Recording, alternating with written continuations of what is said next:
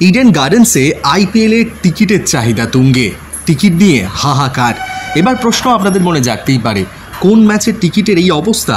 প্রথম পর্বে যে সূচি প্রকাশ করেছিল আইপিএল কর্তৃপক্ষ, তাতে শুধুমাত্র একটাই ম্যাচ ছিল ইডেন গার্ডেন্সে। ঘরের মাঠে সানরাইজ হায়দ্রাবাদের বিরুদ্ধে প্রথম ম্যাচ খেলেছিল কেকেআর।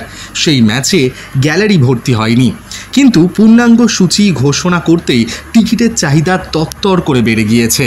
গোটা বছর কলকাতায় ক্রিকেট প্রেমীদের অপেক্ষা থাকে মহেন্দ্র সিং ধোনি এবং বিরাট কোহলির জন্য।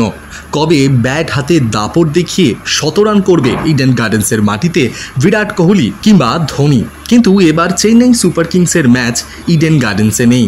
দোলের দিন সূচি প্রকাশ হওয়া মাত্রই কিছুটা দুঃখে ভেঙে পড়েছিলেন মহেন্দ্র সিং ধোনি ফ্যানেরা। সুতরাং একমাত্র ভরসা এখন বিরাট কোহলি। তাই কলকাতায় কেকেআর বনাম রয়্যাল চ্যালেঞ্জার্স বেঙ্গালুরু ম্যাচের টিকিটের চাহিদা এখন তুঙ্গে। এছাড়াও টিকিটের দাম কিছুটা বাড়িয়েও দেয়া হয়েছে। সেই বিষয় নিয়েও কিছুটা চিন্তায় সমর্থকেরা। তবে চিন্তা থাকলেও বিরাট কোহলির এক ঝলক দেখার জন্য যে কোনো মূল্য দিতে রাজি সমর্থকেরা। 21শে এপ্রিল দুপুর 3:30 বিরাট কোহলিদের মুখোমুখি হবে কলকাতা।